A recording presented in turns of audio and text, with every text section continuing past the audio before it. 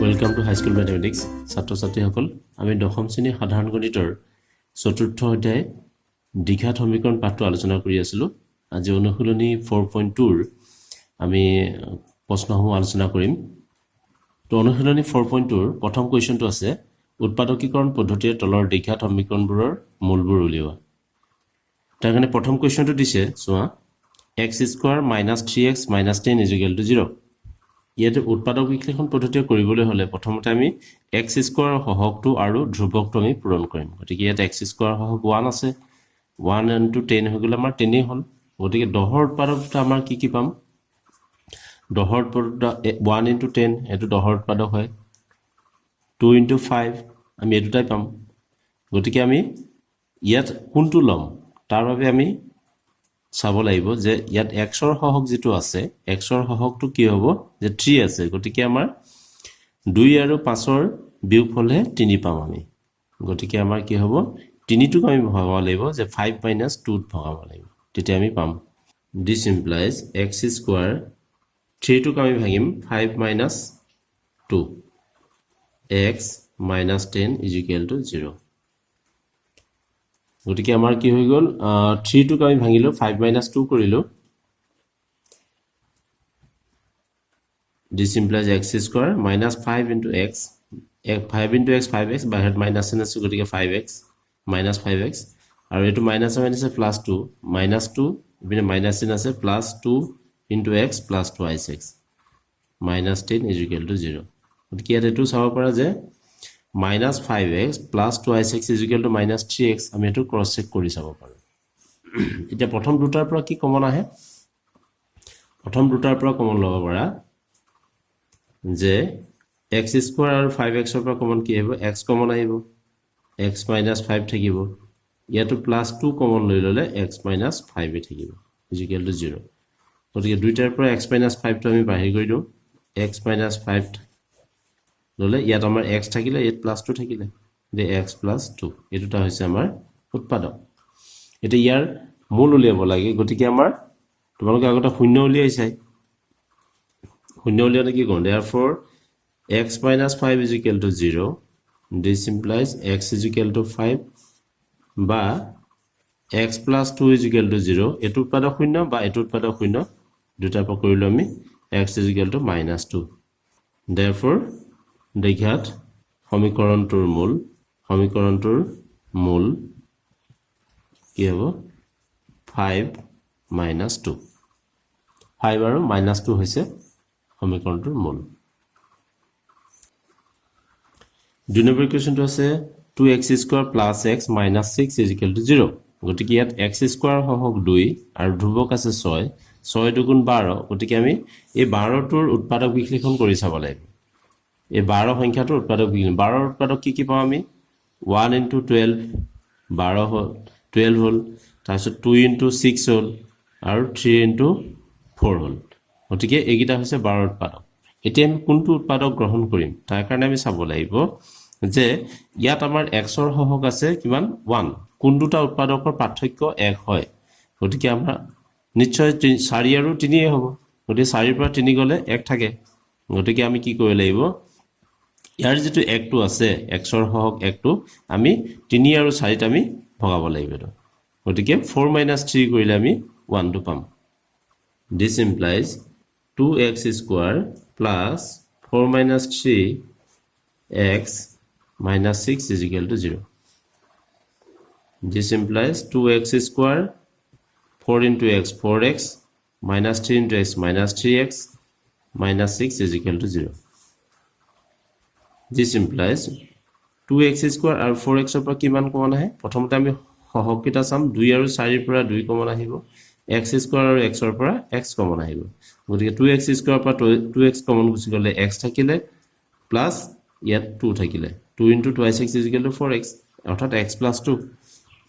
ইয়াতো যদি -3 কমন লৈ লওঁ তেতিয়া কি হ'ব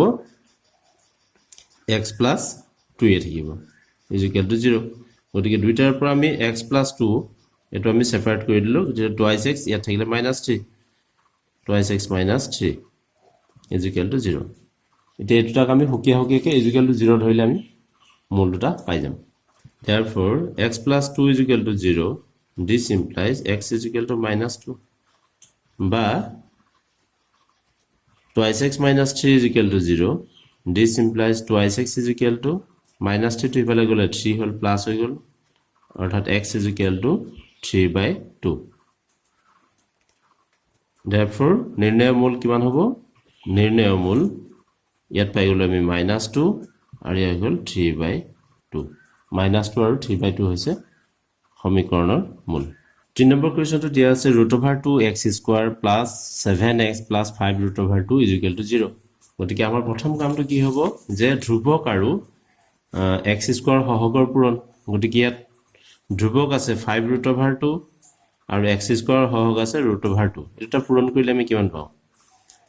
√2 into √2 হলে আমাৰ 5 √2 whole square √2 cancel গুচি গল অৰ্থাৎ 5 into 2 is equal to আমি 10 পাওঁ। গতিকে আমি উৎপাদক আমি যাৰ উৎপাদক বিশ্লেষণ কৰিব লাগে হেতু আমি 10 পালো। এতিয়া 10 ৰ উৎপাদক কি হ'ব? একে আমি আগত কৰিছিলো 1 into 10 আৰু 2 into 5 হল 10 ৰ উৎপাদক। গতিকে ইয়াত আমাক দিয়া আছে x ৰ সহগ কিমান আছে 7 দিয়া আছে। 7 হলে আমাৰ কি হ'ব? 2 আৰু 5 ললে আমি 7 পাম। 2 আৰু 5 যোগ কৰিলে 7 হ'ব। গতিকে আমি 7ক ভাঙি আমি 2 আৰু 5 উৎপাদকত আমি 7 টো ভাঙিম। √2 x square plus 2 plus 5 x plus 5 √2 is equal to 0. This implies √2 x square plus twice x plus 5x plus 5 √2 is equal to 0. এটি কি হৈ গল? এই ইয়াৰ পৰা আমি কি কমন আহিব এটো চাবলৈ গলে সহগকেইটা আছে আমাৰ √2 আৰু 2। √2 আৰু 2 ৰ পৰা একচুয়ালি কি কমন আহে? √2 আহে। কেনেকৈ আহে? কাৰণ √2 into √2 is equal to কি হ'ব? √2 whole square √2 whole square মানে কি হৈ গল 2 অৰ্থাৎ 2 is equal to √2 into √2 হলে 2 হয়। গতিকে আমি কি হ'ব ইয়াত যদি √2 কমন লৈ লওঁ √2 x এটা আহিব। √2x কমন লৈ লওঁ √2x কমন ললে √2 into x হল x থাকিলে প্লাস √2 আহিলে। গতিকে √2 into √2 হলে 2 হ'ব। তেনেকৈ ইয়াত আমাৰ কি হৈ গল দুইটাতে আমাৰ 5 আছে পূৰণ 5 কমন ললে x plus √2 is equal to 0. গতিকে x plus √2 দুইটাতে পালো আমি অর্থাৎ x plus √2 আৰু √2x plus 5 is equal to 0. Therefore, x plus √2 is equal to 0. This implies x is equal to minus √2. বা কি হ'ব √2x plus 5 is equal to 0. This implies √2x is equal to minus 5. This implies x is equal to minus 5 divided by √2. Therefore, নির্ণয় মূল কি হ'ব? minus √2, minus 5 by √2. এটো আমাৰ মূল দুটা পাই গলো।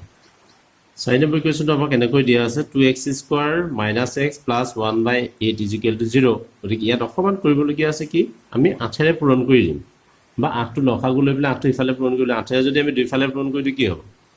8 ৰে পূৰণ কৰিলে কি হ'ল 8 গুণ 16 16x square minus 8x plus 8 ৰে 1 by 8 পূৰণ কৰিলে 1 থাকিলে 1 is equal to 0.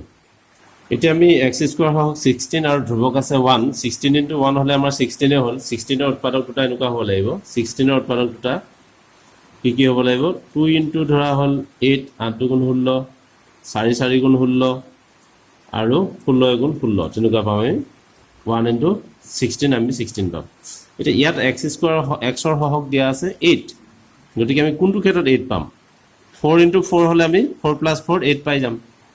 গতিকে আমাৰ যোগ বা বিয়োগ কৰিলে আমি এটো পাব লাগিব। গতিকে আমি 4 plus 4 8 পাইছো। গতিকে আমি ভাঙিব লাগিব 4 plus 8x ক 4 plus 4। গতিকে ডাইৰেক্টলি এনেকৈ ভাঙিব পাৰা তোমালোকে। This implies 16x square minus 4x minus 4x. এটা minus 4 minus 4 minus 8 হৈ গল। প্লাছ 1 ইজ ইকুৱেল টু 0 এতিয়া আমাৰ 16 আৰু 4 ৰ পৰা কমন আহিব 4x স্কয়াৰ আৰু x ৰ পৰা কমন আহিব x অৰ্থাৎ 4x - 1 আৰু ইয়াৰ পৰা -1 টা কমন ললে 4x - 1 ইজ ইকুৱেল টু 0 এতিয়া উৎপাদক দুটা হ'ব আমাৰ 4x - 1 into 4x - 1 is equal to 0. Therefore, 4x - 1 is equal to 0. This implies 4x is equal to 1 অর্থাৎ x is equal to 1/4 বা একেটাই হ'ব একেটাই বস্তু লিখি দিলে হ'ল 4x - 1 is equal to 0. This implies 4x is equal to 1. This implies x is equal to 1/4. Therefore, নির্ণয় মূল কি হ'ব 1/4, 1/4 দুটা আমি 1/4 পালো এইটা কৰিবা বাকি 5 নম্বৰটো কৰিব পাৰিবা তোমালোকে 5 নম্বৰটো 100x স্কয়াৰ -20x + 1 দিছে গতিকে x ৰ সহগ 20 আছে গতিকে 100 ক তোমালোকে 10 * 10 ভাঙিলে হ'ল 100 অৰ্থাৎ -10 - 10x কৰিলে আমাৰ 100 পাই যাবা আজিলৈ ইমানেই দিলো আৰু তোমালোকে বন্ধুবৰ্গৰ মাজত লিংকটো শ্বেয়াৰ কৰিবা যাতে তেওঁলোকো প্ৰত্যেকে পায় ভিডিওটো আৰু চেনেলটো সাবস্ক্ৰাইব কৰিবা সাবস্ক্ৰাইব কৰি বেল আইকনটো টিপিবা যাতে আমি পিছৰ ভিডিওবিলাক তোমালোকে পোৱা তো আজিলৈ ইমানেই হ'ল ধন্যবাদ